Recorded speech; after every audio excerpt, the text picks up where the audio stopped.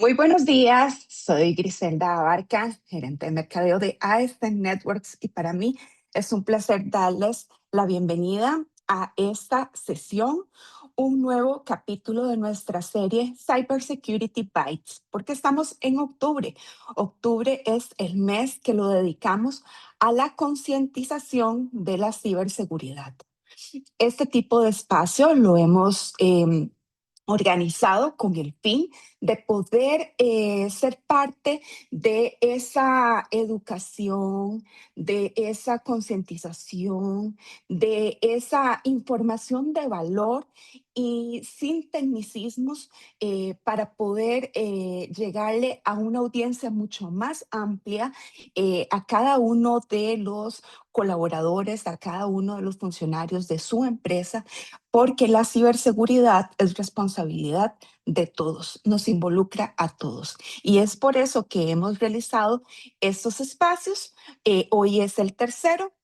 Nos acompaña nuestro compañero Alejandro Soto, especialista de preventa, quien nos va a presentar el tema de hoy. Si se ha perdido los capítulos anteriores, puede visitar nuestras redes sociales. Allí tenemos el enlace de la grabación para que pueda también repasar los temas anteriores o compartirlo con algún colega, con algún compañero. Buenos días, Alejandro. ¿Cómo estás? Bienvenido. Buenos días, Gris, todo bien. Muchas gracias. Qué dicha, me alegra. Adelante, es toda tuya la audiencia. Gracias. Eh, Muy buenos días a todos, cada uno de los que está presente en esta sesión de Cybersecurity Byte. Esta es la número 3. Como pueden ver, el título es No muerda el anzuelo. Cómo detectar correos falsos y evitar caer en ataques de phishing. Mi nombre es Alejandro Soto, yo soy especialista de preventa. Eh, Antes que nada, al final de la explicación, vamos a tener un espacio de preguntas, entonces pueden ir dejando alguna pregunta que tengan, alguna consulta o duda, la pueden dejar en el chat y con muchísimo gusto al final de la sesión vamos a estar respondiendo cada una de ellas. Primero, me gustaría conversar sobre, o mencionar esta frase y este estudio de Proofpoint. Proofpoint es una empresa de ciberseguridad especialista en la protección de correo electrónico. Entonces, Proofpoint menciona que en 2024 el phishing se consolidó como la amenaza más predominante, representando más del 70% de los ataques globales. Con esto podemos saber que la mayoría de los ataques o más utilizados, o que más existen a nivel global, es a nivel de phishing. Y con esto me gustaría también hacer una breve explicación qué es phishing, por si alguno tal vez no lo sabe de momento. El phishing básicamente es cualquier tipo de ataque en el cual se trata de engañar al usuario, hacerle creer de alguna manera que lo que se le está enviando es fuente real, es información real y el remitente es real, pero ninguna de las anteriores lo es. Entonces, de esta manera, busca el atacante, robar información, eh, eh, eludir al usuario a que realice acciones que puedan beneficiarse económicamente o políticamente de alguna manera o socialmente al atacante. Entonces, habiendo explicado ello, podemos decir, pues, la herramienta por los atacantes más utilizada no es un programa sofisticado, como lo pueden ver, sino que el correo electrónico y la confianza que nosotros tenemos en él. También, pues el phishing no es solo perder una contraseña. El phishing también es perder el control. Cuando nosotros caemos en un ataque de phishing, perdemos el control de nuestras cuentas. O sea, pues estamos anuentes, estamos en riesgo de perder el control de nuestras cuentas, porque el atacante pudo haber robado esas valiosas credenciales. Podemos haber delegado accesos o haber tomado acciones que tal vez no queríamos realizar. eh, o pues no tuvimos un beneficio a causa de la transacción que nos hizo hacer el atacante. Entonces, Cuando hablamos de phishing, estamos hablando de algo muy serio, realmente, porque es la puerta de entrada para cualquier atacante. Parte de los ejemplos o de las técnicas que utiliza un atacante, que voy a mencionar en este momento tres, aunque hay muchísimas. Una de ellas es esos mensajes urgentes haciéndose pasar por el banco, utilizando esa presión social y mental del miedo a perder el dinero.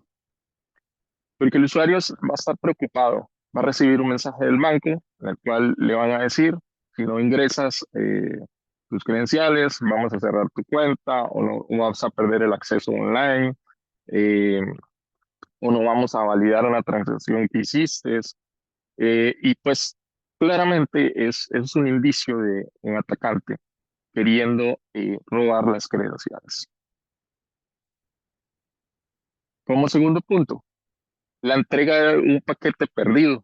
Estos mensajes son muy comunes, sea por correo electrónico, o sea por mensajes de texto, donde nos da esa expectativa de algo que nosotros estamos esperando por recibir, de ese paquete tan importante que no sabemos qué es, pero nos están diciendo que lo vamos a perder. Y eso nos causa el impulso de querer ingresar a esos links que nos están enviando para poder iniciar sesión y tratar de, si hay que hacer algún pago de algún impuesto o hacer algún trámite para que ese paquete sea liberado. Sin embargo, cuando caemos en este tipo de ataques, lo único que estamos ganando, que al final no estamos ganando nada, lo que estamos perdiendo más bien y que le estamos dando a ganar al atacante es el acceso a nuestra información valiosa. Y como por último punto de estos tres ejemplos, hablamos del premio imposible. Ese premio imposible es, has recibido un iPhone, has recibido una MacBook, tienes un carro nuevo, entra aquí, eh, entra aquí para hacerlo efectivo, básicamente. Tienes que ingresar unos datos o tienes que hacer un pago de confianza para poder recibir el regalo. Ese tipo de cosas son las que realizan los atacantes para persuadir al usuario y hacer que realice lo que quiere. Hablando de ello, yo les traigo 5 estrategias para detectar phishing sin ser un experto. Aquí estamos utilizando lógica digital, en la cual pues podemos identificar a vista de primera mano si un ataque o si un correo electrónico representa un ataque de phishing o no. Como primer consejo, el remitente siempre es la primera pista.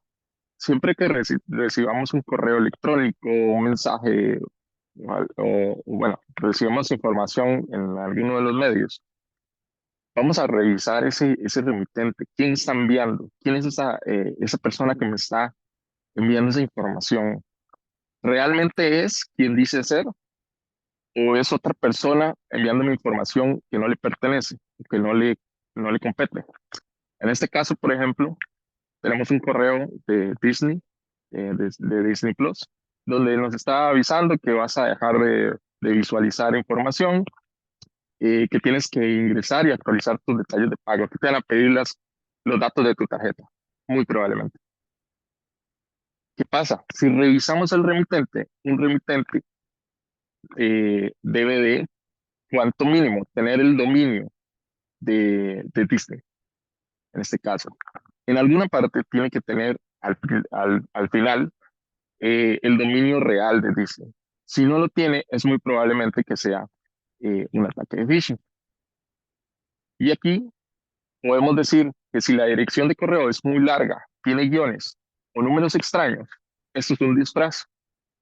Lo que está haciendo el atacante es engañando mi cerebro, diciéndole, colocándole palabras, colocándole frases similares a la marca de la que se está haciendo pasar, pero pues utilizando guiones, utilizando números, ese tipo de combinaciones para disfrazar. Pero realmente eh, cuando vemos ese tipo de direcciones de remitentes, eh, el 90% es phishing. Y aquí es donde decimos que el 90% de las veces la dirección del remitente delata las intenciones. Podemos descubrirlo en esa primera instancia, que es un ataque de phishing. Y entonces no a realizar ninguna de las acciones que nos están pidiendo. Luego, como consejo 2, siempre desconfiar de la urgencia y el tono de amenaza. Ese botón de pánico que nos dejan por ahí. Eh, Como bien les decía, en los otros casos de uso, en los tres casos de ataques, perdón, que se utilizan muy seguido. El primero, de la cuenta bancaria, el segundo, del paquete.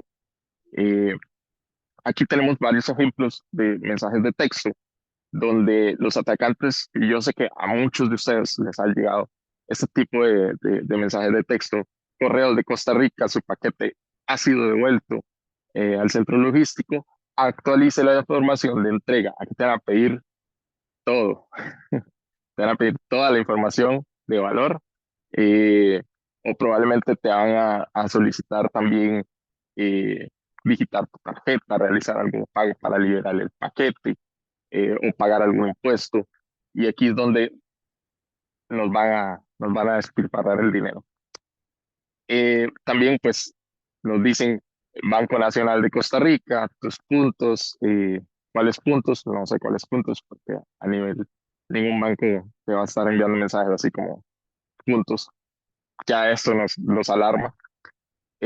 Tus puntos están por caducar, puedes canjearlo por regalos. En ningún banco envíe ese tipo de mensajes de tus puntos están por caducar. Entonces, ahí nos van a pedir colocar los datos del usuario y la contraseña de la banca en línea. Y nos van a robar eh, pues, nuestros datos de inicio de sesión. Eh, Nos dejan ese botón de pánico para que ingresemos de forma, haciéndonos presión de que algo va a pasar si no ingresas. Vas a dejar de tener acceso, vas a perder tu dinero, vas a perder tu información. Eh, Ese tipo de técnicas de presión psicológica es lo que utiliza un atacante. Entonces, el consejo 2, ¿verdad? Es eh, no hacer caso a ese botón de pánico y a la urgencia de esa amenaza. Consejo 3, siempre buscar errores y horrores ortográficos, porque eso es una señal también muy visual. Y muchas veces estos atacantes, hay atacantes que son nacionales o son latinoamericanos, y obviamente son hispanohablantes.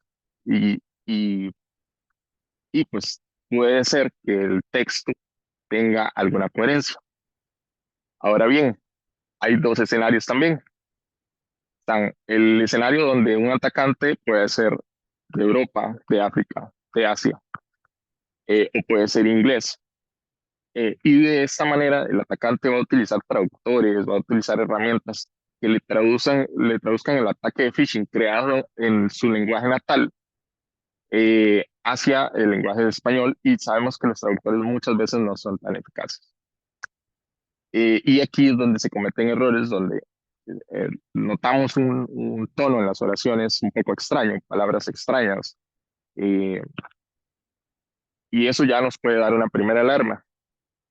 Luego, por otro lado, y muchos atacantes también utilizan plantillas, donde esas plantillas, por ejemplo, va a decir estimado cliente, no va a decir el nombre, la firma no va a ser muy creíble, Departamento de Seguridad Bancaria, pero ¿quién me está enviando ese correo?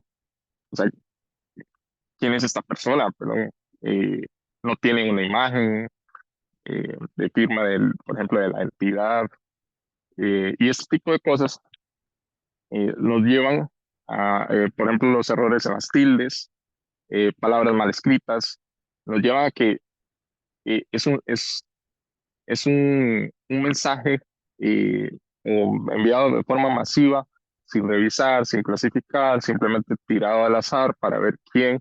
ingresa al link que se le está enviando, cosa que, por ejemplo, una entidad bancaria, a veces existen errores, pero se trata de hacer muchos filtros antes de desplegar un mensaje de campaña, porque pues obvio, es muy valioso ese tiempo de mensajes, la información que se le debe enviar al usuario debe ser correcta, no podemos enviar información falsa o información mal. Entonces, muchas veces los atacantes, como es una persona, dos personas, a veces hay organizaciones, pero muchas veces no es tanta el equipo de trabajo de los atacantes y llegan a cometer este tipo de errores muy frecuentemente. Para el consejo 4, esta es una recomendación muy importante, es pasar el ratón o el cursor por encima del enlace. Esto va a revelar el destino oculto del enlace hacia el sitio que nos está enviando el atacante. Entonces, siempre verificar, aunque ya hayamos validado todos los pasos, antes de ingresar a un link que ya creemos que el correo realmente es del banco o es de la entidad que nos está enviando, eh, siempre hagamos este paso. Siempre coloquemos el cursor, coloquemos el ratón encima de este link, porque puede ser que sea un hipervínculo enmascarado. Que el texto que tiene encima dice una cosa, pero realmente el vínculo que tiene es otro. Entonces debemos revisar que coincida, que el texto que aparece en el correo coincida con el vínculo que tenga adentro. Si esto no coincide, ese es un ataque de phishing, sí o sí. Y aquí el consejo 5, siempre cuando hayan dudas, ya hemos verificado todo lo demás, nada nos dice que es un ataque de phishing concreto, pero aún así nos queda dudas. Entonces debemos de verificar por otro canal, por otro medio. Llamamos directamente a la persona, a la entidad, buscamos en el sitio web oficial la información en lugar de entrar directamente por el link que nos envían. Este tipo de actividades nos da seguridad de que realmente si es o no es, porque la fuente es la que nos está indicando. Ese correo, mira, no, yo no te he enviado ningún correo, yo no te he enviado ningún mensaje, y la entidad tal vez no se ha hecho ninguna campaña, nosotros no estamos regalando nada, no estamos tampoco diciéndole a los clientes que sus puntos están caducando, ese tipo de cosas no las estamos haciendo. Entonces, eh, cuando nosotros ya tenemos la información directa de la fuente real, ya podemos estar seguros de que es o no es. Entonces, por acá quiero recordarles nuestro checklist de lo que hemos conversado. Debemos de revisar el remitente y verificar que coincida con el dominio real después de la arroba con la empresa a la cual se está diciendo que se está comunicando el mensaje. Debemos detectar la urgencia en ese mensaje. Si te están forzando a actuar en minutos, mejor es detenerse, es mejor parar, es mejor buscar si realmente es cierto lo que nos están diciendo o es un engaño. Buscar los errores y faltas de ortografía o ver si es un trato genérico, o sea, si están utilizando plantillas en lugar de escribir un mensaje personalizado para cada persona. El último perdón, el cuarto que vimos, que es el pasar el ratón o el cursor para ver si el enlace coincide y si es el destino real del que dice ser el texto. Y por último, el canal, o sea, llamar o entrar al sitio oficial de la entidad y verificar realmente si la información que estoy recibiendo es real, es verdad o no.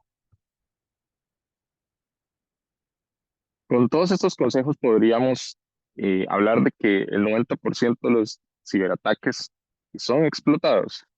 se puede llegar a evitar con sentido común digital. Si siguiéramos todos estos consejos, podríamos evitar el 90% de la superficie de explotación de los ataques que nos llegan. Recordemos que la estadística anterior, a nivel global, el 70% de los ataques iban enfocados en phishing a nivel global.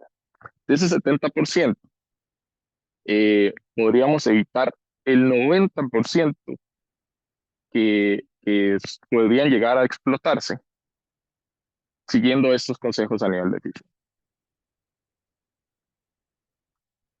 Entonces, eso era por la sesión de hoy, la sesión número 3. Quiero invitarlos a la sesión 4, que va a ser el día 30 de octubre a las 9 de la mañana. Lo va a estar dando mi compañera Nicole Gutiérrez, especialista en soluciones. Y ahí vamos a estar hablando de su contraseña se importa y pueden robarse. Abrimos este espacio para preguntas y no sé si hay alguna pregunta ahí en el chat, Gris. Sí, Alejandro, muchísimas gracias por la explicación que nos compartiste. Muy interesante cada uno de los puntos, me parece muy válido, sí. Y sobre todo lo más importante es que los pongamos en práctica, ¿verdad? O sea, Claro, conocerlos y ponerlos en práctica cada día. Por acá nos consultan, ¿el atacante de phishing puede ser detenido de forma proactiva antes de que llegue al usuario final? sí. Existen herramientas dedicadas para el análisis de phishing a nivel de correo electrónico, por ejemplo. Como bien decía al principio de la sesión, eh, uno de las marcas con las que nosotros trabajamos y que es el líder en el mercado es Proofpoint, y pues nos permite hacer análisis antes de que ese correo se le entregue al usuario. Entonces, en una organización, cuando un correo entra, la herramienta puede analizar de forma automática si el dominio pertenece a la organización. Por ejemplo, si cumple con políticas de SPF o de KIM, que son básicamente validaciones a nivel del dominio, para verificar si realmente quien está enviando ese correo electrónico pertenece a la organización. Y además, ese tipo de soluciones pueden hacer un análisis del contexto que viene en el correo y si vienen adjuntos o URLs. Entonces sí, podemos hacerlo. Hay herramientas que nos permiten hacer este tipo de análisis y prevención. Perfecto, muchas gracias. También nos consultan que si es posible evitar que un atacante me siga enviando phishing una vez que ya lo he descubierto. Claro, esto es bastante curioso porque eh, si tenemos herramientas especializadas para lo que es la detección de phishing, de esa manera podríamos protegerlo.